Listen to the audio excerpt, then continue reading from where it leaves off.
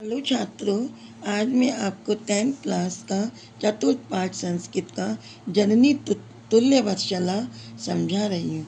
इस पाठ का पहले ये सारांश है। देखिए, प्रस्तुत पाठ महर्षि वेद व्यास द्वारा ऐतिहासिक ग्रंथ महाभारत के वन पर्व से लिया गया है। इयं कथा सर्वेषु प्राणिषु समदृष्टि भावना प्रबोधयति। यह कथा सभी प्राणियों में समान दृष्टि की से देखने की भावना को समझाती है। अस्य अविक्षिप्ता अर्थो अस्ति। इसका अर्थ यह है कि समाजे विद्यमान दुर्बलान प्राणियाँ, समाज में रहने वाले दुर्बल जीव जंतु के प्रति माता की तो भावना अच्छी रहती है, लेकिन समाज की नहीं। इसी भाव को लेकर ये पाठ नीचे लिखा गया है। देखिए, यहाँ से स्टार्ट हो रहा है। कश्चित कृषकः, एक कोई किसान था, वलिवर्दाभ्याम क्षेत्र कर्षणम, वे अपने 2 बैलों को लेकर खेत जोत रहा था। तयो वलिवर्दयो एका शरीरेण दुर्बला, उन 2 बैलों में से एक शरीर से बहुत कमजोर था। जवीन गत्तुम शक्तम च आसीत, वह जल्दी जल्दी नहीं चल पा रहा था। अतः कृषकः तम दुर्बल वृषभम तोदने नुदनम अवर्तता, इसलिए किसान उस कमजोर बैल को भी जल्दी जल्दी चलाने की कोशिश कर रहा था। सा ऋषभा, वह बैल हल मूढ़ा गंतुम शकत, हल्के अग्रभाग को अपने कंधे पर रखने में सक्षम नहीं था। अतः क्षेत्रे पपातः, वह खेत में ही गिर गया। क्रुद्धा कृषि वाला, गुस्से से किसान ने तमुत्थाय पायुतम बहुबारम यत्नम अक्रोध, उसको उठाने का कई बार प्रयत्न किया। तदापि वृषा नोतिता, लेकिन वह बैल नहीं उठा।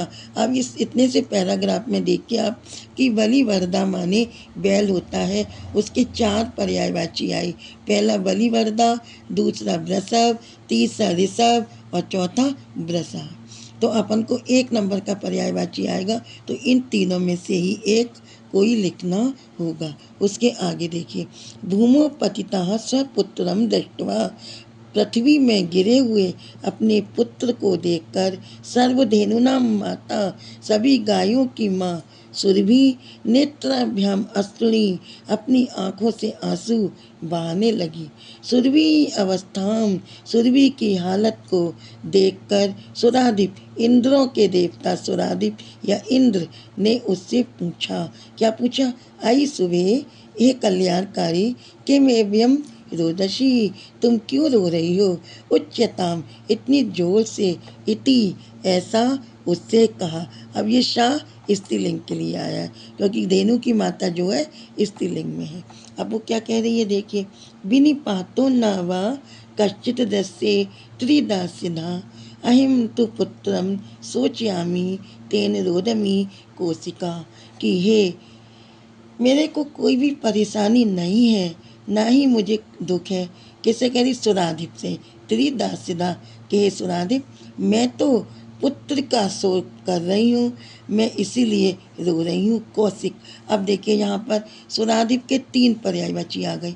सुराधिप का इंद्र, कौशिक और सुराधिप 3 आ गए। अब उसके बाद चौथा ये आया भूवासव, वासव भी इंद्र का पर्यायवाची है।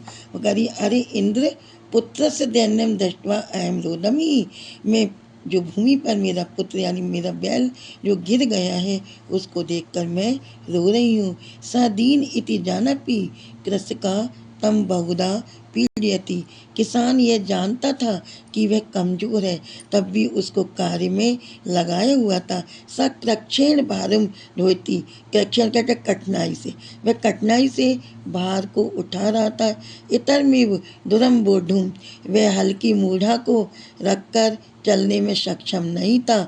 एतत् भवान पश्यति, क्या आप ये देख नहीं रहे हैं? इति प्रत्योवचता, ऐसा सुरभि ने तेज आवाज में कहा।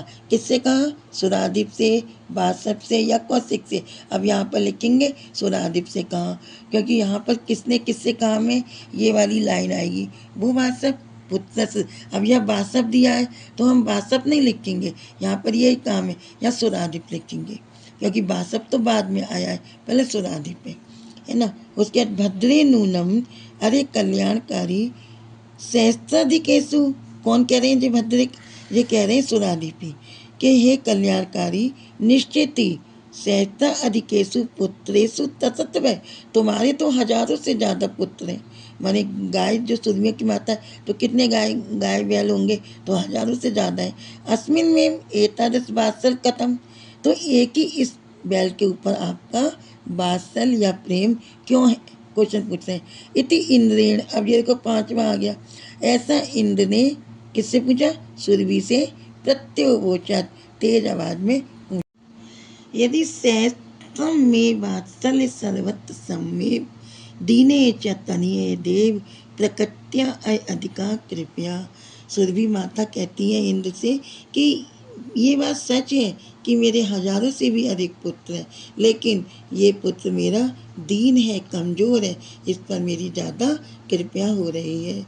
बहुन पत्यानी में संतति सत्यम, ये बात आपकी सही है कि मेरे हजारों पुत्र हैं, तथाप्यम में तस्मिन, फिर भी मैं इस पर पुत्रे विशेष आत्मवेदनाम अनुभवमी, मैं इस पुत्र पर ज़्यादा कष्ट का अनुभव कर रही हूँ। यतो ही अयम अन्योभ्यो दुर्लभ, क्योंकि ये दूसरे बैलों की तुलना में ज़्यादा कमज़ोर है। सर्वेषु पत्येषु जननी तुल्यवत्सला, क्योंकि शास्त्रों में भी कहा गया है कि माता सब पर समान प्रेम करने वाली होती है।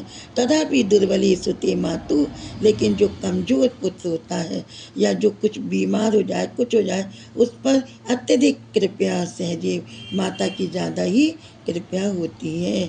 सुरभि वचन श्रुत्वा, सुरभि के वचनों को सुनकर भ्रंशम विस्मति अखंडलम हृदय अगत, उनके जो हृदय था वो उनका एकदम भाव वियोग हो गया, इंद्र का हृदय खंड खंड हो गया।